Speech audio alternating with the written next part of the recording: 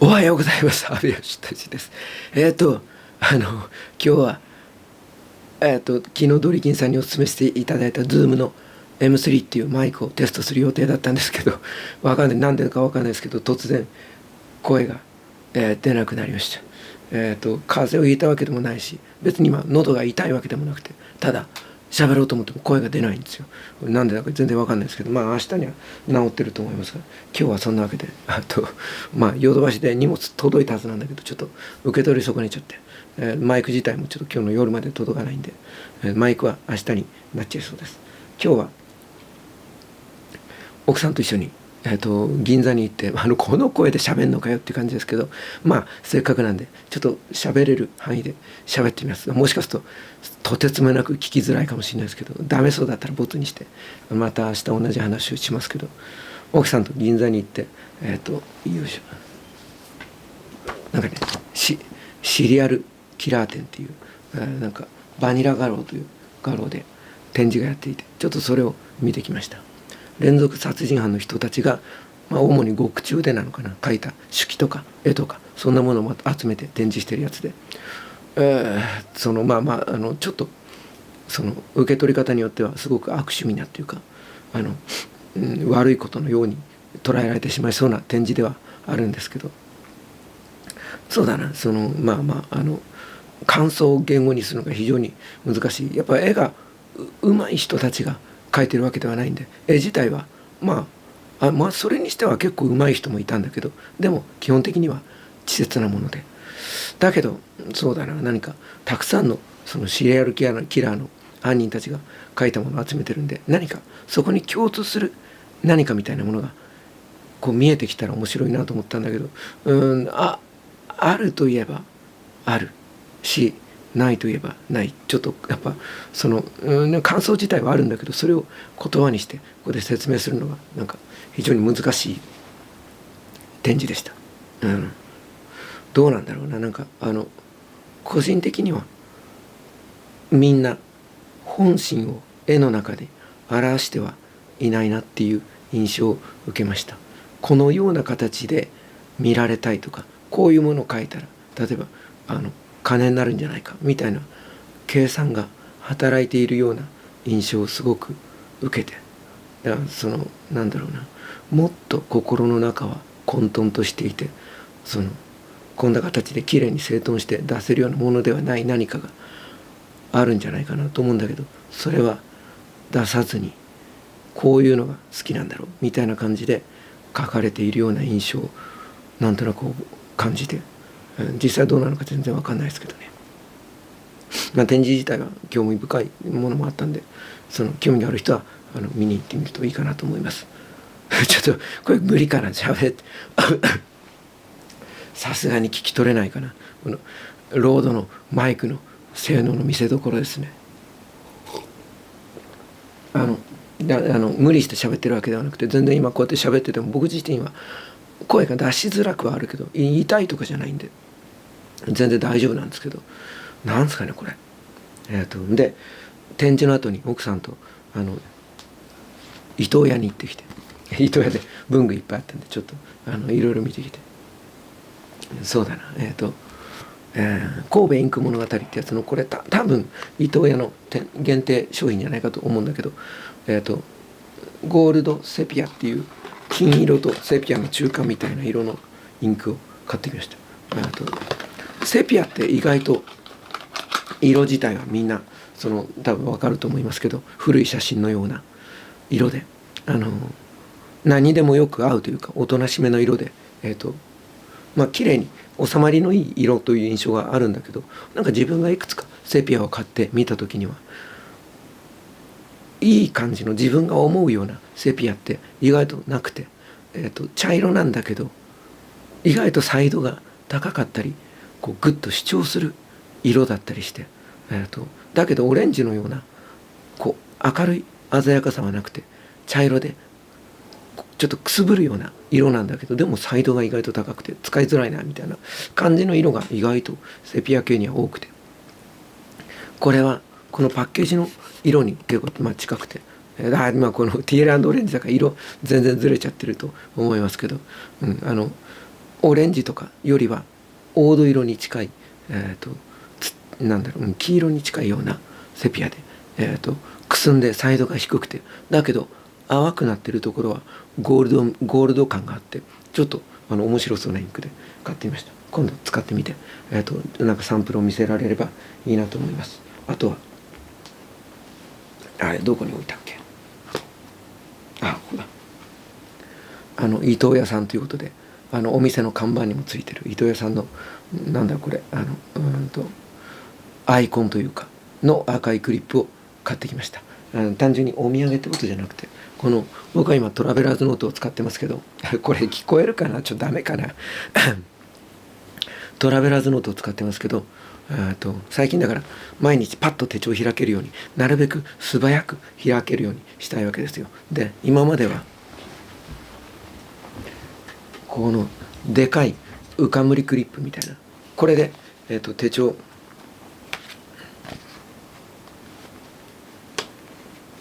開くとまっすぐきれいにバチッと開いて安定して書けていいんだけど、これ自体がこの辺に挟んで持ち歩くわけだけど、でかいし、他のものカバンの中で他のものにぶつかってずれてきちゃうし、止めるのも一手間だし、すごくいい製品だけど、僕の今の使い方の中ではめちゃくちゃ気に入ってたんですけど、うまくはまらなくて、なるべくミニマルにしたくて、でそんな中でこれはトラベラーズノートの公式のブラスのクリップで、この話も前に一回したけど、これはだからもうちょうど適度な重量があって、手帳がきれいに開いて、デザイン的にもバッチリなんだけど、ブラスで真鍮でできてるんで、これをこういう形で無造作に留めてカバンの中に入れると、カバンの中のものを結構傷つけちゃうんで、なかなか使えなくて、でそんな中で今使ってるのはこういうプラスチックのチープなコーナークリップで、これの例えばアクリルとか何かもっと重量感とか高級感のある素材でこの形のクリップ出してくれたら、もう20個ぐらい買いたいんですけど、これはだから適切なんだけど、ちょっと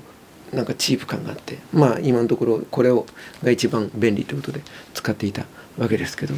これの代わりにこれがいけそうな気がして、金属なんで、重さ的には明らかに足りないんだけど、下敷きを間に挟む形で挟み込めば重さで上がってくることがあんまりないので、ギリギリ使えるかなと。でこういうふうに挟めば結構でかいけど、ここかけるじゃないですか。クリップが手帳を大きく隠してしまって各面積が減るのが嫌なんですよ。なのでこれはうまく使えばいいかなと思って、もっと3つ4つまとめて買ってくればよかったです。これは使えそう。あとは1本家に置いてきちゃったボールペンを何本か買って、これはヘルベチカっていう伊藤屋のオリジナルのボールペンで、確かシャーペンもあると思うんですけど、今まだ全然書いていない、持っただけの状態ですけど、細身なんだけど結構重さがあって、見るからに良さそうっていう感じで、ちょっと使うのが楽しみです。こっちはこれなんだっけな、そこの同じ棚に並んでいて、多分伊藤屋のこれもオリジナルなのかな、もしくはその限定なのか分かんないですけど、棚に並んでたんでなんとなく買ってきちゃったボールペンで。あともう一本シグノの伊藤屋のロゴ入りのやつがあって、それも200円ぐらいだったんでちょっと買ってきて、そんな感じで、伊藤屋行ったのにロメオは買わないんですかって言われてしまいそうですけど、実はロメオはそのちょっと前に池袋の伊藤屋に行った時に使ってみて、使った時には怪談話をする人みたいになってきてますけど、喋り始めたら喋りたくなっちゃった。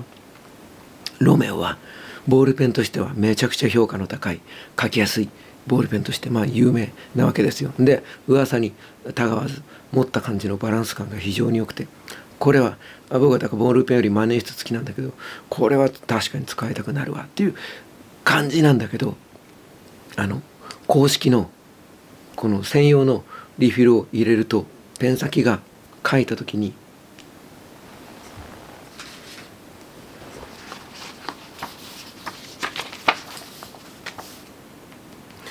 これは今